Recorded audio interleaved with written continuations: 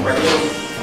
Les damos la cordial bienvenida al foro La Ciudad que Queremos en el marco de los 25 años del Frente Popular Francisco Villa. Hace 25 años, un grupo de estudiantes inmiscuidos en la problemática universitaria y receptores de la problemática nacional del Distrito Federal, sea el movimiento universitario, el movimiento magisterial, el movimiento obrero y el movimiento urbano, trataba de que dichos movimientos pudieran solucionar sus problemas más inmediatos. No solo recordamos el movimiento de escuela básica, el rastro municipal de Texcoco, como los iniciadores y forjadores del movimiento de CEU en Ciudad Universitaria, y los trabajos de solidaridad de la sección 18 de la Comunidad de Trabajadores de la Educación de Michoacán. Fueron estos algunos de los inicios que fraguaron el movimiento del Frente Popular Francisco Villa. Fue el 4 de noviembre del 87 que confluyeron dos grandes movimientos urbanos, el de la Vicente Guerrero y el de Lomas de Seminario, que fueron producto de la represión brutal de los tiempos del pre-gobierno en el Distrito Federal. Hace 25 años de lucha, hoy los dirigentes más importantes de este movimiento se reúnen para hacer un alto en la reflexión y de cuánto hemos contribuido a los principios y las formas organizativas de nuestros tiempos de juventud, y también decir que no fueron aterciopelados estos 25 años, ya que fuimos objeto de múltiples represiones, encarcelamientos, persecuciones y muertes. Agradecemos a los dirigentes de las diferentes organizaciones como el Frente Popular Francisco Villa, el Frente Popular Francisco Villa Independiente, el Consejo Popular Ciudadano, el Frente Popular Francisco Villa Independiente Tierra y Libertad, el Frente Popular Francisco Villa Siglo XXI, el Frente de Organizaciones Sociales FOS, el Frente Popular Francisco Villa Independiente FEPI, en la participación de este foro que se llevarán a cabo 5 mesas de discusión, los cuales estarán integradas por un moderador, un especialista y 2 líderes. Cada mesa tendrá una duración total de 50 minutos.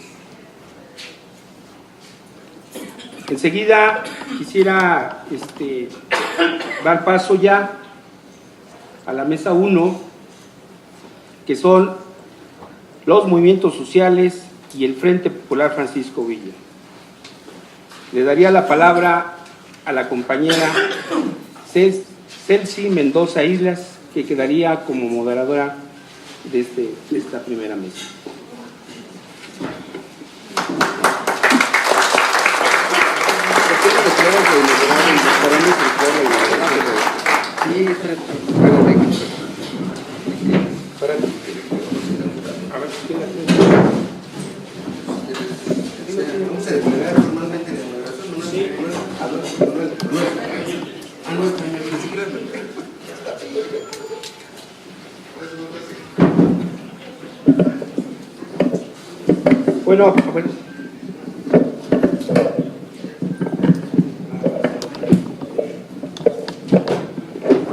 Bueno, compañeros, a partir de la presentación ya de la primera mesa, declaramos formalmente los trabajos.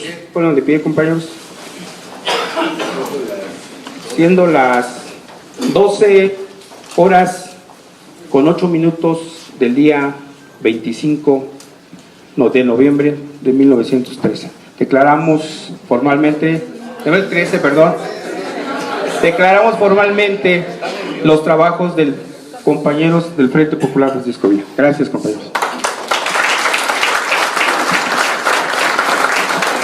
Frente Popular Francisco Villa. ¡Viva! ¡Viva Emiliano Zapata! ¡Viva! ¡Viva Villa! ¡Viva! Para esta mesa contamos con la presencia de 2 de los líderes fundadores de esta organización y un especialista, Pablo Tepichín Jasso, quien es politólogo, maestro en teoría crítica y doctorado en filosofía, profesor de la Facultad de Ciencias Políticas y Sociales de la UNAM y de la Universidad Iberoamericana. Imparte las materias de procesos políticos, pensamiento político mexicano y ética política, respectivamente. Sus líneas de investigación son la ideología, el poder, el conflicto, la globalización y la cultura, especialmente a través de teóricos como Zizek y Carl Smith.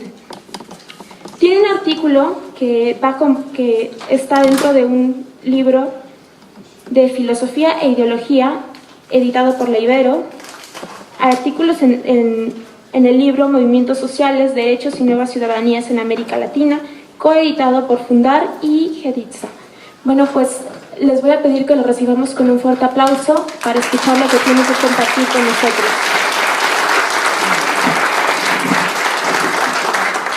Gracias, muchas gracias por la presentación y bueno, me uno aquí al inicio del festejo del 25 aniversario del Frente. Me da mucho gusto estar aquí en esta mesa y me gustó en realidad cuando me mandaron el programa comenzar esta mesa de discusión que va a haber, porque precisamente yo traigo aquí algo que parece o va a ser, me parece, provocador.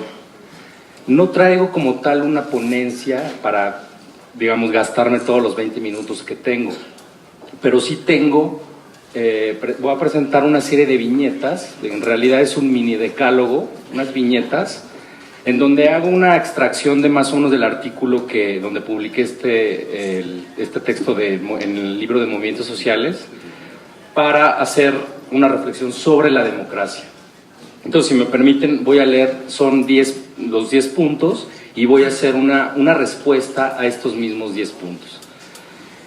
Bueno, le titulo La democracia está amenazada y está en disputa. ¿Sí? La democracia está amenazada y está en disputa. Número 1, amenazada porque sus posibilidades parecen agotarse en el panorama liberal democrático electoral. 2, amenazada porque frecuentemente la petición de colmar los deseos ilimitados en las democracias, esto es, demandar más democracia, se lee como un desbordamiento, como un exceso que quiebra la normalidad democrática. 3, amenazada porque se encuentra en un estado de suspensión.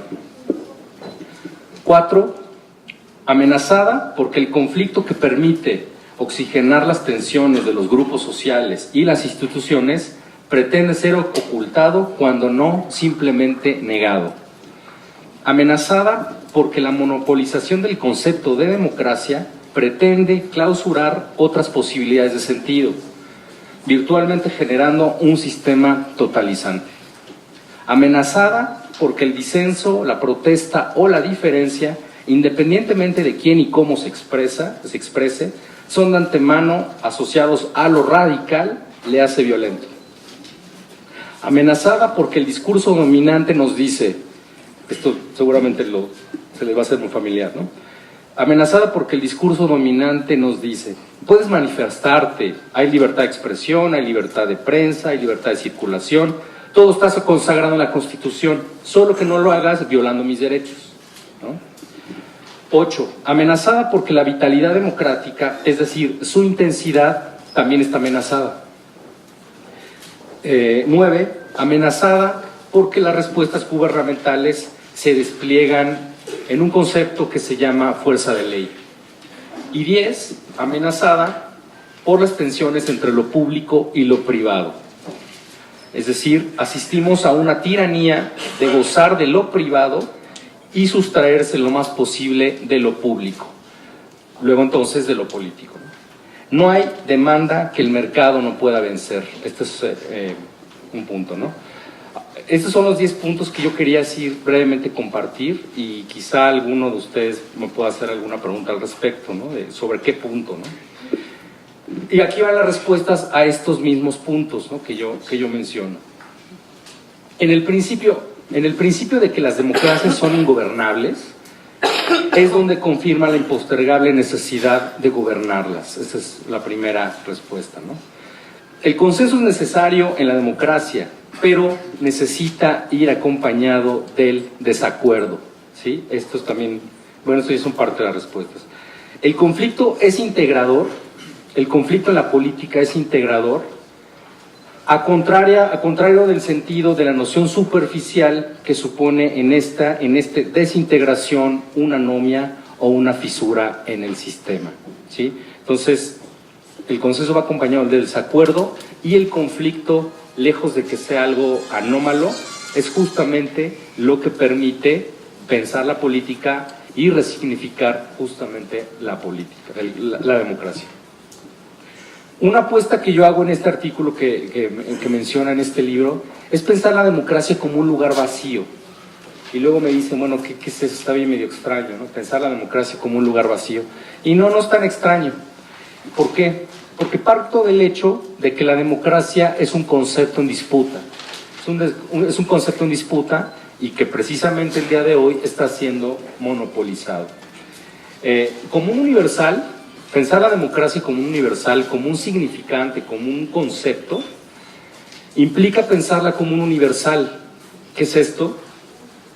Que dentro de este propio concepto hay una articulación de diferentes significados, ¿sí? Por ejemplo, anuda una seriación integrada de significados, una serie de procedimientos, desde el control administrativo de los procesos electorales, la pluralidad legislativa, el acceso a la información, la transparencia gubernamental, la rendición de cuentas, hasta la institucionalización de los conflictos, siempre y cuando no alteren la vida institucional. Aquí ya, como ven, ya es como un punto, una especie de candado que tiene el propio concepto de democracia dominante el día de hoy, ¿sí? No es que la democracia por sí misma sea o excluyente del conflicto, sino que en el tipo, eso es lo que les quisiera transmitir, sino que en el tipo de democracia liberal, electoral que vimos el día de hoy, el conflicto parece estar en la frontera de posibilidad de este concepto, ¿no? No es central, digamos, en este concepto, ¿no? Y digo entonces, el lugar vacío representa una disputa por su hegemonía, una disputa justamente política. Por eso decía, si la democracia está amenazada, también está en disputa. ¿Qué está en disputa?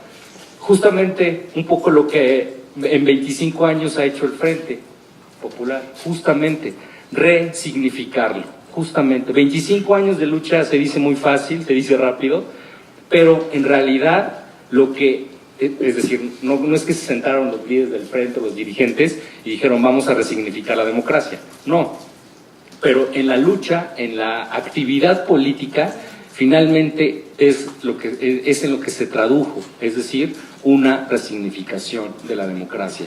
Claro, si ahora el peso específico de la democracia está en los partidos políticos, en el Congreso, en desplazar un tanto los movimientos sociales, no es una casualidad, sino es simplemente, como aquí estoy diciendo, que es la hegemonía de un sentido de la democracia, ¿sí? Es una apropiación, en realidad, como yo vengo sosteniendo, es una apropiación del concepto, pero aquí el objetivo es pues no compartirlo, es domesticar en realidad el concepto de democracia, ¿sí? Esa es justamente una de las intenciones. Bueno, sigo, me faltan unos 4 puntos nada más. La sociedad, precisamente, la sociedad organizada en movimientos y luchas sociales, traducidas en demandas de principios materiales para cubrir la vacuidad de la democracia, tienen que ser posibles, mediatos y alcanzables. Esto ustedes lo deben de conocer muy bien, es en otras palabras, su programa y su capacidad de generar efectos inmediatos, ¿sí? Generar efectos inmediatos. 5. Es impostergable recuperar la politicidad de los ciudadanos y grupos arrebatada y enajenada por una apatía hacia la política. Este es un fenómeno impresionante que vimos, ustedes lo saben, en la Ciudad de México y en México en general, en donde la apatía política está creciendo exponencialmente. Mucho juegan los medios de comunicación, mucho juegan una sociedad que se fue poco a poco desplazando a no participar en política y privilegiar lo privado, y entonces yo digo, bueno, en este momento es necesario, y lo digo así como comencé, ¿no? Es decir, es necesario el día de hoy pensar la democracia y pensar la democracia participativa en un momento en que pareciera que vivimos una época, a lo contrario, en el sentido contrario, de su mejor momento, ¿no? Partidos políticos, presupuestos, una alternancia política estable, etcétera, etcétera. Y yo justamente estoy sosteniendo lo contrario, que es necesario reapropiarse del concepto, resignificarlo por parte de la ciudadanía y por parte de los movimientos sociales. Bueno, cuestionar la lógica del gesto vacío de la democracia liberal, que supone la posibilidad de hacer cualquier crítica al orden político, pero naturalmente bajo el entendido de que ésta no va a cambiar sustancialmente. Esto lo tomo de un filósofo, tomo prestado este concepto del gesto vacío, que es en realidad un poco en la posición en la que estamos. Se puede hacer lo que sea, se puede manifestar, se puede protestar, pero las cosas no van a cambiar. Es un poco esta paradoja del gesto vacío, de este concepto, en que sí puedes hacer lo que quieras, puedes manifestarte, puedes marchar, puedes expresar tus demandas, pero sobre el supuesto de que las cosas ya están bien así, ¿no? Es un poco esta noción, pues sí, un poco macabra de democracia, ¿no? El desacuerdo en política hace que el conflicto se haga visible. Esto para mí, esto es una de las líneas que he trabajado pues, los últimos años. Me parece esto muy importante. El desacuerdo en política hace que el conflicto se haga visible. Como dice un filósofo contemporáneo, hace que una parte de los que no tienen parte perforen el escenario de la política y el ruido se transforme en voz. Es finalmente un poco la intención precisamente de los movimientos sociales, que el ruido se convierta en voz, que una parte de los que no tienen parte perforen la escena política, es decir, el hecho de estar presentes en un movimiento, una organización, hace que su voz sea escuchada finalmente de manera organizada, ¿no? Ya casi termino. El acontecimiento político supone romper procedimientos, lógicas, tendencias o cálculos asequibles. El acontecimiento es la alteración o disrupción del orden de lo óntico. A ver, esto que se oye bien, muy filosófico, pues es muy sencillo. El acontecimiento en política y el acontecimiento en la filosofía política supone suspender de manera brutal, de manera radical, el orden de sentido, ¿sí? Es decir, se los traduzco. El movimiento zapatista, cuando surge, digamos, en 1994, van a ser 20 años, en 1 de enero, o el mismo frente, son irrupciones, son acontecimientos, un concepto, son acontecimientos que están suspendiendo algo de la sociedad, algo del orden de sentido en ese momento. Ustedes recuerdan, bueno, pues hace 25 años, en el 88, pues justamente todo indicaba a una suspensión democrática. Ustedes recuerdan, fue un momento crucial, y de ahí, pues finalmente, estos 25 años pues, no han sido en balde, ¿no? Se ha construido, sin ser transitólogo, se ha construido una resignificación de democracia que lleva 25 años, y si me apuran, bueno, que ustedes recuerden desde el 85, con los movimientos de la sociedad civil, después del temblor del 85, pero a lo que iba, que el acontecimiento es es lo que está suspendiendo el orden de sentido. Y termino con esta es una de mis líneas de investigación. La política es el arte de lo imposible. A contrasentido de lo que podría suponer, la política es el arte de lo posible. Me estoy tomando la idea de un filósofo y decir, la política es el arte de lo imposible. ¿Por qué? En el sentido que cambia los parámetros de lo que es considerado como posible en la constelación existente. Lo imposible es una categoría del sujeto, no tiene lugar, es del acontecimiento y no de la estructura. Ya con esto termino, yo los llevaría a pensar, o que pensemos, que siga hacia adelante, pero pensar en una idea de la política como obtener lo imposible, no que ya obtengamos ya cosas que pueden ser fáciles de obtener, sino que realmente pensemos lo imposible. Muchas gracias.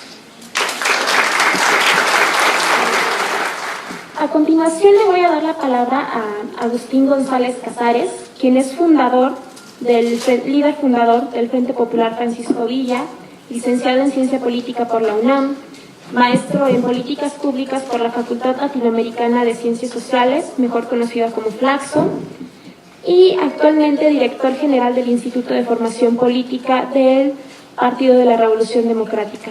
Les pido un fuerte aplauso para él.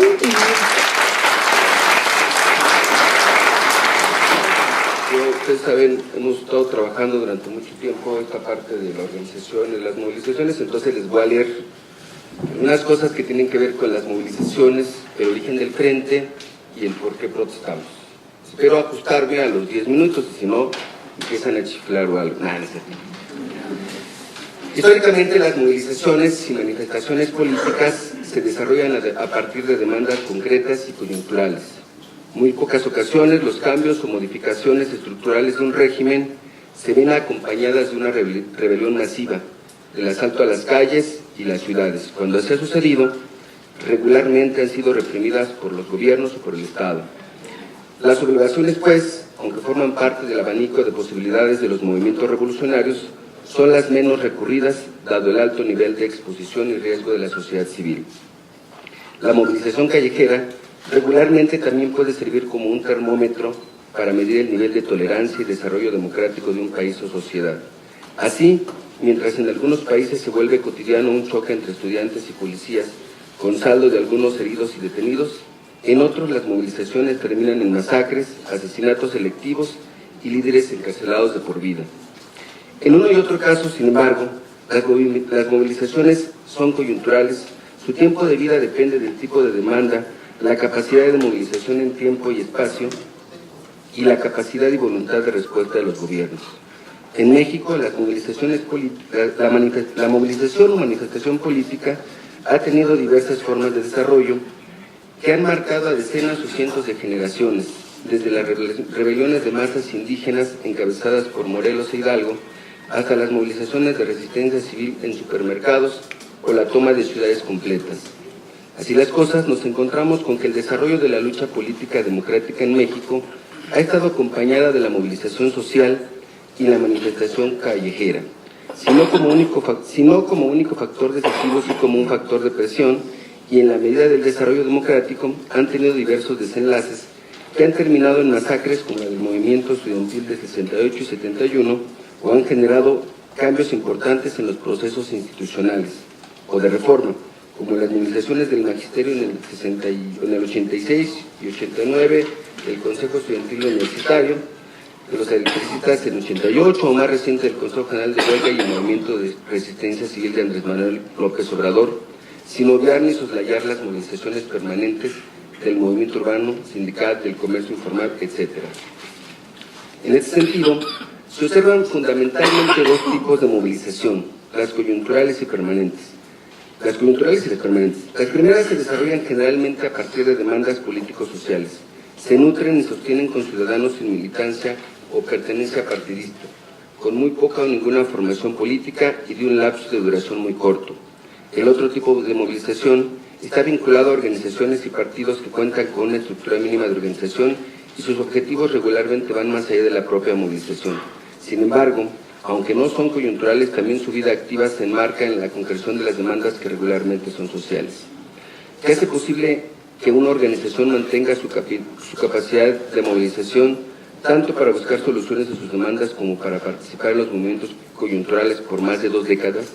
¿Cómo se desarrollan las alianzas de una organización para no solo coexistir con movimientos y organizaciones tan distintas entre sí? El Frente Popular Francisco Villa nació a finales de 1988, a partir de los desalojos del Ajusco Medio y de una iniciativa de un grupo de alumnos y exalumnos de la UNAM, aunque se configura formalmente en febrero de 1989 con la Declaración de Principios y Lineamientos Generales. En la víspera de la sucesión presidencial y el obligatorio vacío de poder, el saliente gobierno de Miguel de la Madrid llevó a cabo una serie de desalojos en la periferia de la ciudad, sobre pretexto de recuperar áreas de reserva ecológica, resultando afectadas alrededor de 8,000 familias solo en el Ajusco Medio, en los asentamientos conocidos como Rancho Tochigui, La Primavera y Lomas del Seminario, que tenían su origen en ventas fraudulentas orquestadas por inmobiliarias fantasma y autoridades locales, y que habían venido siendo explotadas por diversos partidos políticos. En 1984, un grupo de exalumnos del CCH Oriente, agrupados en el Frente Estudiantil Revolucionario, inicia el proyecto habitacional denominado Ayepetlayi en la delegación Iztapalapa. En 1988, un año después de la huelga estudiantil, el grupo de estudiantes denominado brigadistas se plantea la necesidad de la vinculación real de la sociedad, de la universidad con el pueblo.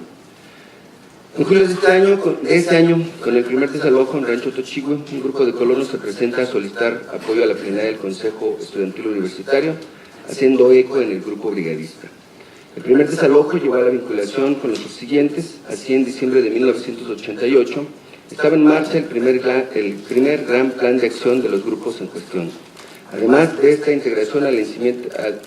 la integración a esta incipiente coordinación del grupo Ayepetlayi y algunos otros que de alguna forma se encontraban dispersos y con el interés común de conformar un frente de lucha en lo inmediato y una posible organización en lo futuro. En febrero de 1989, después de una serie de trabajos, los grupos desalojados de la Cusco, conformados en las cooperativas Tonaca Cuautitlán y México Izapan, y los de Iztapalapa, Ayepetlayi, Tlatenco, Huasipungo, así como las organizaciones la CENTI, el MPI, el CLETA, la UEI, el FEDOMES, Prepa Popular Tacuba y el CEU Brigadistas, entre otros, elaboran la declaración de principios que se puede resumir en tres principales ejes. A. Independencia política y económica de los partidos y el Estado. B. Unidad en la acción. Y C. Autonomía de los centros de trabajo, con una estructura orgánica poco compleja: Asamblea General de Masas, Plenaria General y comisiones de trabajo. Desde su creación, el Frente Popular Francisco Villa ha experimentado diversas etapas de coordinación y alianzas. Desde una práctica aislacionista en sus orígenes, la coordinación con la izquierda radical cercana a los grupos guerrilleros tradicionales, la búsqueda de alternativas con la Convención Democrática convocada por los zapatistas, la alianza coyuntural con el PRD, hasta la construcción de un proyecto nacional de izquierda, la Organización Nacional del Poder Popular. La falta de articulación de los movimientos de izquierda contribuyó sin duda al triunfo de la derecha y al regreso del PRI en las elecciones anteriores. La construcción de una alternativa real de izquierda es la única opción viable para transitar hacia un planteamiento democrático consecuente con la tradición de lucha del pueblo mexicano. Construir un proyecto alternativo de organización nacional no es nada sencillo. El Frente se ha caracterizado por su capacidad de movilización y esfuerzo organizado. Sin embargo, sus definiciones políticas, tácticas y coyunturales le han llevado a sufrir fuertes desprendimientos. En 25 años ha pasado por un duro proceso de depuración de dirigentes, formas de lucha y vicios inherentes a las organizaciones. Durante 25 años, el Frente ha venido transitando de la organización precaria hacia la consolidación de un grupo político con aspiraciones y proyecciones políticas propias, con una política de alianzas amplia. Ha participado en referentes e identidades de distinta afiliación, hasta su vinculación y participación directa en procesos electorales y más aún en la dirección y toma de decisiones en la vida partidista. Este proceso además ha traído consigo definiciones internas que han llevado al Frente a rupturas y fragmentaciones importantes, a la creación de nuevas organizaciones, pero sobre todo a la creación de un proyecto sino alternativo, sí particularmente diferente, creativo y propositivo. Como todas las organizaciones reivindicativas, el Frente ha sufrido un considerable desgaste y una merma representativa en las filas de sus militantes. Sin embargo, a 25 años de su surgimiento, no ha disminuido su potencial organizativo ni su capacidad de movilización. De hecho, son estas características las que le han dado un posicionamiento permanente en los múltiples espacios y movimientos de lucha en la capital. La Ciudad de México tiene una particular importancia, dado que desde la lucha postindependentista, los centralistas y federalistas la colocaron como el espacio natural de desarrollo y consecución política.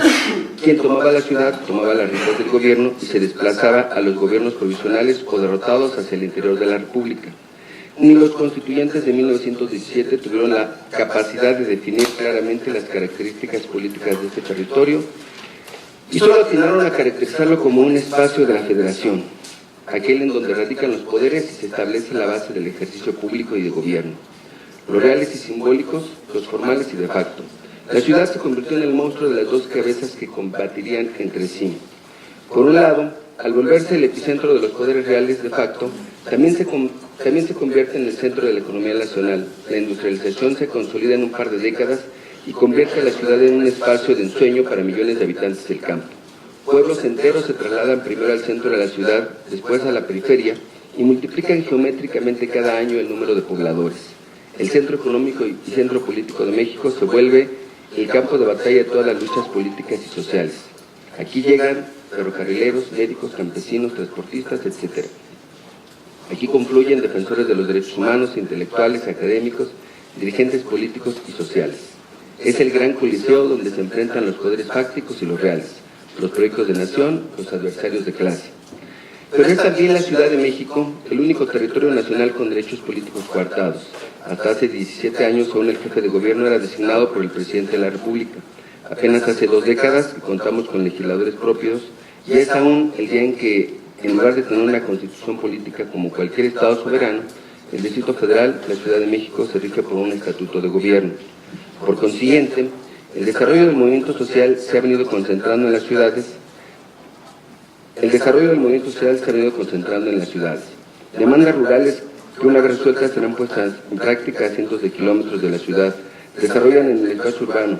Protestas contra las guerras del Imperio norteamericano son vistas fundamentalmente en las calles de la ciudad, pero también los pobladores se han resistido a ser tratados como ciudadanos de segunda, y desde diversas trincheras y posiciones políticas e ideológicas han mantenido un clima de organización permanente en la ciudad. Voy a cortarle un poquito, voy rápido a comentar algunas cosas sobre por qué protestamos. Javier Ollero, un sociólogo chileno, propone la existencia de un estímulo primigenio de sufrimiento colectivo, de la necesidad de encontrar y castigar a los culpables de tal sufrimiento, de hacer justicia con sus propios recursos físicos y materiales, y tomar o destruir lo que identificaban como los responsables de su sufrimiento. Pero también se necesita en ambos casos ver de manera tajante la determinación contra las decisiones de los políticos y sobre todo las políticas públicas del gobierno y del Estado. Algunos otros intentan explicar el comportamiento a través de entender la moral política de las masas, es decir, cómo se encontraba en ese momento el estado de ánimo, la autoestima, incluso la dignidad frente a los atropellos e injusticias de que venía siendo objeto. Tal vez puede entenderse desde el estudio del inconsciente colectivo, del proceso de ideologización a que es expuesta la masa, del choque entre la percepción y la sensación de angustia y pérdida de los valores generados en este inconsciente o referente colectivo, pero también frente a la incertidumbre de la vida material. También es importante destacar el ambiente de impunidad generado durante las protestas. Vistas más allá de los rasgos sociológicos o psicológicos, la impunidad es un acto de poder. Es la proyección de nuestra capacidad contenida que puede construir, destruir, proponer o simplemente manifestarse. Siguiendo a un autor llamado Foucault, podemos sumar a las causas ya expuestas la existencia del poder mismo contenido y desarrollado en este tipo de protestas. Es el enfrentamiento del poder del Estado contra el poder de la gente, contra el poder que existe en las relaciones cotidianas y que regularmente solo se proyecta en autos de autoridad, desde el núcleo familiar hasta las relaciones políticas, pasando por las relaciones sociales de producción y reproducción del régimen, pero que frente a un proceso de impunidad permanente, de abuso de autoridad y de vacío moral, incluso espiritual, se presenta como herramienta o instrumento único de lucha, se convierte en la apropiación y recuperación de la soberanía secuestrada. Y cuando el poder individual se agrupa, se vuelve un poder difícil de controlar con los medios y mecanismos establecidos, porque es un poder dialéctico que resurge para destruir la relación de poder establecida, pero que construye o pretende construir nuevos niveles de participación desde el empoderamiento de las masas, primero enardecidas, después organizadas. Sin embargo, estos ejercicios de empoderamiento de la masa no sustituyen de ninguna manera la lucha real por el poder político. Como afirma otro autor llamado Atilio Borón, la teoría que ha demostrado acompañar a luchas sociales ahora se esfuerza en demostrar cómo estos ejercicios de empoderamiento, estas nuevas formas de asimilar la democracia también abren paso a una era en que la lucha por el poder político ha quedado radicada y ahora no solo se trata de conquistarlo, sino de compartirlo, de matizar su funcionamiento y coexistir con el poder existente desde el ejercicio de la democracia. Lo anterior, evidentemente, es una sinrazón. Como apunta él mismo, estos ejercicios democráticos se dan dentro del margen mismo del poder del Estado, más aún es parte de la legitimidad del control del Estado. Y escribe Sánchez Vázquez: puesto que el poder es uno, puesto que el poder es dominio y el dominio es indispensable de la fuerza, el poder es uno y trino. Un poder que en virtud del consenso o apoyo total de la sociedad no requiriese del dominio haría innecesaria la fuerza, y una fuerza a su vez cuyo ejercicio fuera innecesario sería absurdo. Un dominio que ante la agudización de las resistencias u oposiciones no recurriera a la fuerza extrañaría la renuncia a ejercer el poder, cosa hasta ahora desmentida por la historia real. En este sentido, no se deben perder de vista estos ejercicios de empoderamiento real que en momentos determinados se viven y experimentan desde las luchas y procesos organizativos, porque sin perder la brújula conceptual, nuestras formas de lucha se están desarrollando en buena parte del planeta. La democracia representativa no ha dado el ancho frente a las necesidades de los pueblos latinoamericanos. Por eso se buscan e idean formas y modelos organizativos que también reivindiquen la democracia directa y participativa. Gracias.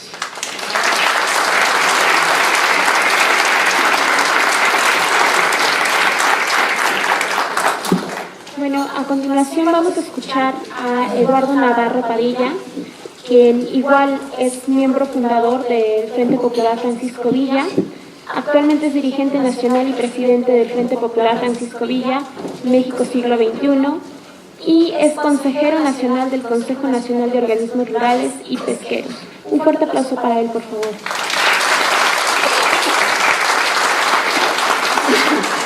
Bueno, pues buenas tardes a todas y a todos los presentes, a los medios, a quien ha hecho favor de estar en este evento.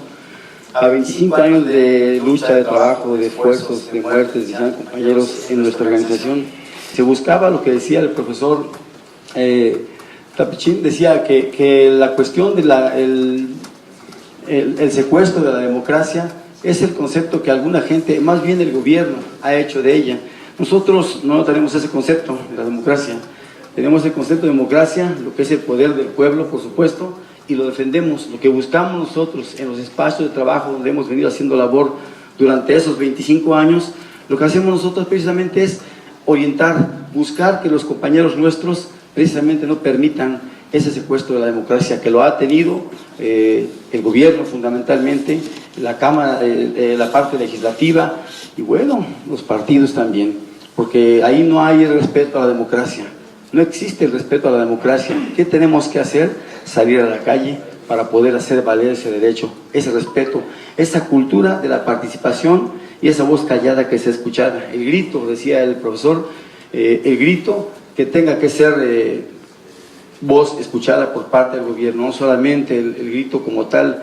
Nos cuestionan en las calles, nos han cuestionado por años de salir a la calle y afectar a terceros en un punto de los que tocaba el profesor. Sí, pues, pero esos terceros puntos somos parte de ellos también cuando la democracia no se ejerce debidamente, cuando el gobierno no tiene posibilidad ni intención de tratar de hacer uso pues, de su poder, de su fuerza como gobierno y del respeto a la Constitución. La Constitución no está mal, quien está mal es quien la ejerce y es el gobierno. Tendrá puntos malos, pero nosotros nos damos cuenta que no se ha ejercido debidamente y la sociedad, las organizaciones hemos buscado y luchado por la cultura de la participación, por la cultura del respeto al voto, a la democracia. Sin embargo, nos damos cuenta que hay cuestiones que son imposibles de resolver cuando hay grupos de poder en todos lados que no te permiten que esa democracia sea ejercida. Esa es la manera, es una de las partes fundamentales por las cuales nosotros nos organizamos en brigadas, en centros de trabajo, en brigadas, en grupos que precisamente buscan ese respeto y esa voz que necesitamos que sea escuchada.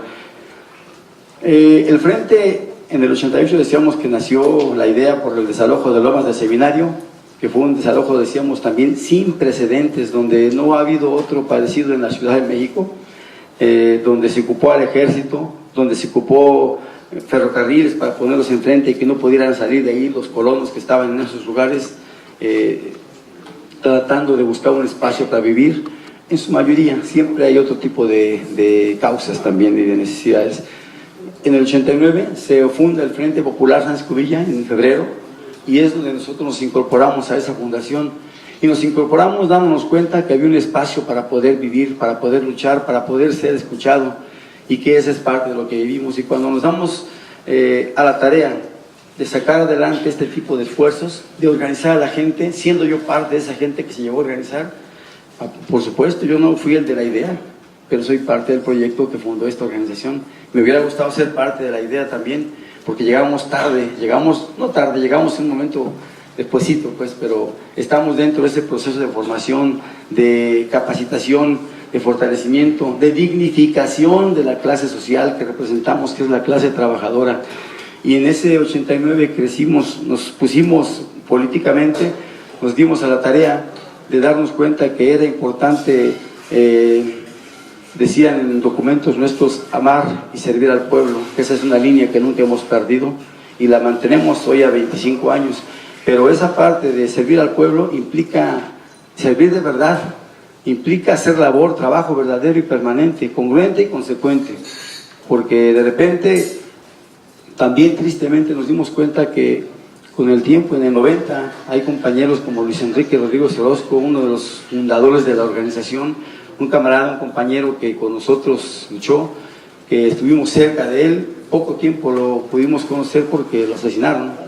A él lo asesinaron precisamente por cuestiones que la organización iba creciendo más, era un gobierno del PRI, por supuesto, y en ese gobierno del PRI, que tuvo muchos problemas, porque recordemos que también fue importante una parte de la fractura que el PRI tuvo en aquellos años, una fractura salida de un grupo nacionalista encabezado precisamente por Cuauhtémoc Cárdenas y por Fulvio Muñoz Ledo, que salieron del PRI para buscar alternativas de la presidencia de la República. Y bueno, ahora están más cerca de acá, ¿no? Pero al final de cuentas es importante resaltar que esa parte del PRI en sus divisiones políticas que tuvo a lo interno permitieron precisamente mayor pugna entre los grupos sociales, entre el partido mismo de la Revolución Democrática, que es donde se han venido a meter. Y entonces en todo ese proceso de partidos, de broncas políticas, nosotros vivimos ahí, y ahí asesinaron compañeros nuestros. Yo no puedo dejar de mencionarlo porque no solamente es Luis Enrique, es Gabriel, es un montón de compañeros que fueron asesinados porque precisamente el gobierno no asumía su responsabilidad de autoridad. ¿Qué hacemos nosotros? Tratar de hacer, en algún tiempo lo dijimos, un gobierno, no hicimos un gobierno antigobierno dicho así, pero de facto así se dio. Era un gobierno, nuestro gobierno del frente fue un gobierno dentro de un Estado mismo. ¿Por qué razón? Porque la democracia secuestrada, los derechos olvidados, ¿sí?, apagados por parte del gobierno y los partidos mismos. Lo que importaba eran votos para ganar algún espacio, no importaba la gente que es la que vota por ti. Entonces, toda esa parte nos obligó a hacer nuestro trabajo internamente, a no permitir que nadie se introdujera en los espacios nuestros, para tratar de orientar a nuestros compañeros y compañeras a que supieran defender esos derechos.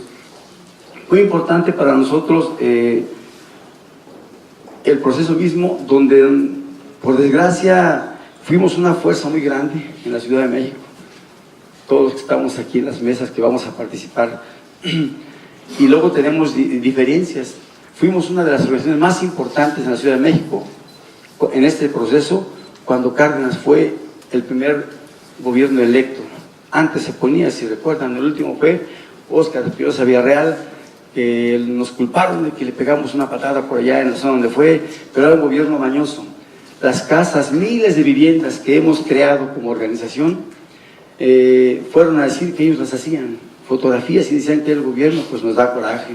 Nos da coraje porque, les repito, tratan de ocultar la realidad de lo que fuimos nosotros como organización. Entonces no nos dejamos, no lo hicimos, pero sin embargo creímos que era una muestra, una forma de demostrarle al gobierno, al Estado mismo, ¿sí?, que éramos capaces de hacer algo más importante. ¿Y qué hicimos? El frente, con todo y las contradicciones internas, porque ya lo dijo el compañero que me antecedió, Agustín, los principios del frente de autonomía política, ideológica y del Estado y sus partidos, ¿sí? Y ahora andamos ahí haciendo democracia participativa en el PRD, ¿no? Pero bueno, al final de cuentas decidimos participar, el frente decidió participar y todos nos sumamos a ese acuerdo, aunque sin acuerdo de algunos, era disciplina. Lo hicimos, participamos y nos damos cuenta que la historia no cambia. Y no lo hicimos sumarnos para tratar de decir que íbamos a cambiar a nosotros. Pero en realidad hicimos un ejercicio importante en la ciudad y Cárdenas arrasó. No solo por el Frente, por la CONAMU, por el MUB, que fue lo que siguió de la CONAMU, que fuimos parte fundadora también de la CONAMU, y se dio a la tarea de organizarse, de votar, de participar, y Cárdenas fue el primer gobierno electo y el que todos los votos que tuvo fueron algo histórico también. Entonces, esa parte fue para nosotros importante en un proceso, pero importante no a favor, sino en contra. En contra porque a partir de ahí nosotros decimos que por pretextos, por decisiones, por iniciativas, por ideología, por lo que gusten y manden, pues el Frente se fue haciendo más pequeño, o se fue haciendo, no lo multiplicamos. Alguien dice, nos estamos multiplicando, no es cierto, nos estamos debilitando, porque si las fuerzas son de este tamaño, una sola no tiene fuerza, 2 o 3 o 5 juntas sí pegan fuerte, sí dan realmente, en términos políticos, en términos ideológicos, en términos de todo, sí podemos tener mayor respeto, hacer que haya mayor respeto. Sin embargo, no fuimos capaces de hacerlo y nos partimos, cada quien por un lado, defendiendo, trabajando, luchando a su manera por lo que ellos gusten y manden. Nosotros no podemos hablar por los demás, pero hablamos por la parte que me corresponde, que es el Frente Popular Francisco Villa México Siglo XXI, en esta otra etapa, donde a partir del 2000, que nosotros empezamos a hacer trabajo, hoy estamos en 17 estados de la República haciendo labor y no hemos fallado, no hemos parado, y nos basamos en un libro que hicimos juntos. No tenemos ni un solo elemento que cumpla lo que es el libro rojo nuestro, son nuestros principios, bases, estatutos del Frente. No tenemos un solo elemento que cumpla eso, pero decía el compañero Manuel, a eso aspiramos. Y en eso nos quedamos, compañeras y compañeros, señores y señoras, en eso nos quedamos, en eso somos nosotros, eso es lo que es nuestra organización y tenemos un orgullo tremendo. El movimiento zapatista fue algo de lo importante que sucedió en este país. Cuando Marcos dice, convocamos a un integrante de cada comunidad indígena, de 1111 comunidades, tuvimos la capacidad del Frente de traer al movimiento zapatista aquí. Más de algunos saben que ese movimiento se dio ahí en Chiapas, se preparó esa reunión de los 1111. Yo fui el comisionado que se encargó con los zapatistas de traer ese movimiento aquí y a mí no me dijeron a qué iba, me dijeron tienes que ir a una tarea. Y la tarea era traer los 1111 y los llegaron y eso fue importante para la organización, para la gente de base, en esa lucha por la democracia, en esa lucha por saber quiénes somos, en esa lucha porque fuéramos capaces en todo lo que veníamos planteando en los años siguientes.